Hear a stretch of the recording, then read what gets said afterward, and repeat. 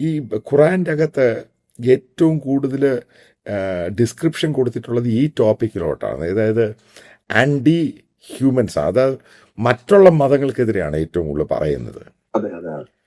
അതായത് അതിനകത്ത് പ്രോപ്പറായിട്ടൊരു മനുഷ്യത്വം എന്ന സാധനമില്ല എന്നാണ് ഈ പറയുന്നത്. തീർച്ചയായിട്ടും അങ്ങനെ ഒരു സംഗതിയേ ഇല്ല അവിടെ. അത് അംബേദ്കർ ഒക്കെ പറയുന്നുണ്ടല്ലോ, അതിനകത്ത് മനുഷ്യത്വം എന്നോ സാഹോദര്യം എന്നൊക്കെ പറയുമ്പോൾ അർത്ഥമാക്കുന്നത് ആ ഇസ്ലാമിനകത്തുള്ള മനുഷ്യരുമായിട്ട് ബന്ധപ്പെട്ടത് മാത്രമാണ്. പുറമേ ഉള്ളവരെ മനുഷ്യരായിട്ട് പോലും കാണുന്നില്ല. കാഫറുകളെ കുറിച്ചൊക്കെ പറഞ്ഞിരിക്കുന്നത് അവർ അശുദ്ധരാണ്, മൃഗങ്ങളാണ്, ഈ കുരങ്ങുകളെന്നും പന്നികളെന്നും. അപ്പൊ അങ്ങനെയൊക്കെയുള്ള സംബോധനകളാണ് അവരെ കുറിച്ചുള്ളത്. മനസ്സിലായി? അതായത് മനുഷ്യരായിട്ടല്ല അവരെ ശരിക്കും പരിഗണിക്കുന്നത്. മുസ്ലിങ്ങൾ മാത്രമേ യഥാർത്ഥത്തിൽ മനുഷ്യരായിട്ടുള്ളൂ എന്നുള്ള നിലയിലൊക്കെയാണ്. അപ്പൊ ഇത്തരം ഒരു ഐഡിയോളജിയിൽ വിശ്വസിക്കുന്നത് കൊണ്ടാണ് ഓരോ മുസ്ലിമും ചിന്തിക്കുന്നത് ഞങ്ങളാണ് യഥാർത്ഥത്തിൽ ആളുകൾ, മനുഷ്യര് ഞങ്ങളാണ്, മറ്റുള്ളവരൊന്നും ഇതിന് അർഹരല്ല, ജീവിക്കാൻ പോലും അർഹരല്ല എന്ന് ചിന്തിക്കുന്ന തലത്തിലേക്ക് അവരെ മാറ്റാൻ കഴിയുന്നത് ഇത്തരം ആയത്തുകളും ഹദീസുകളും ഇതെല്ലാം ഉള്ളത് കൊണ്ടാണ്. മനുഷ്യത്വം എന്ന് പറയുന്ന സാധനം ഇതിനകത്തില്ല, അത് അന്യമാണ്. വേറെ കാര്യം ചോദിട്ടെ, കാരണം അധികം യൂറോപ്യൻ രാജ്യങ്ങളിലോട്ട് കുടിയേറിയിരിക്കുന്നവർ ഈ ഇസ്ലാമിക രാജ്യങ്ങളിൽ നിന്നാണ്.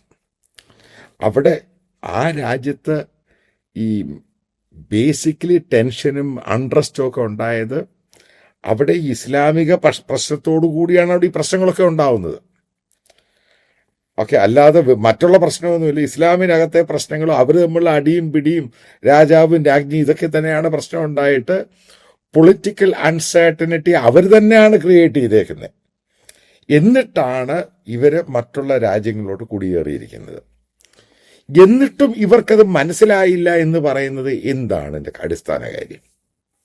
അത് ഈ കുട്ടിക്കാലത്ത് തന്നെ ബ്രെയിൻ വാഷ് ചെയ്യപ്പെട്ടതിന്റെ പ്രശ്നമാണ്. ഇപ്പൊ നമ്മൾ അങ്ങനെ ബ്രെയിൻ വാഷ് ചെയ്യപ്പെടാത്തത് കൊണ്ട് നമുക്കത് മനസ്സിലാക്കാൻ പ്രയാസമാണ്.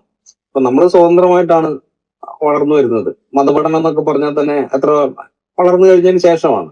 ഇതങ്ങനല്ല, ഇത് നിർബന്ധപൂർവമാണ്. 3 വയസ്സായി കഴിഞ്ഞാൽ മദ്രസയിൽ ചേർക്കണമെന്നാണ് ഇപ്പൊ പറയുന്നത്.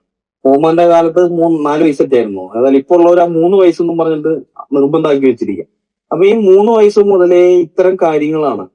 അള്ളാഹുവാണ് ഏകദൈവം, ഇസ്ലാമാണ് ശ്രേഷ്ഠമായത്, മുസ്ലിങ്ങളാണ് ലോകത്തിലെ ഏറ്റവും ഉന്നതരായിരിക്കുന്നവര്, ബഹുദൈവ വിശ്വാസികൾ അശുദ്ധരാണ്, ഇങ്ങനെയൊക്കെയുള്ള ഈ കാര്യങ്ങൾ അതിനകത്ത് തലച്ചോറിലത് ഫീഡ് ചെയ്തു പോയത്. അപ്പൊ അത്ര കുട്ടിക്കാലത്തെ ഇതിങ്ങനെ ബ്രെയിൻ വാഷ് ചെയ്തിരിക്കുന്നത് കൊണ്ട് പെട്ടെന്നത് മാറ്റാൻ പ്രയാസമാണ്. മാറുന്ന ആളുകളുണ്ട്.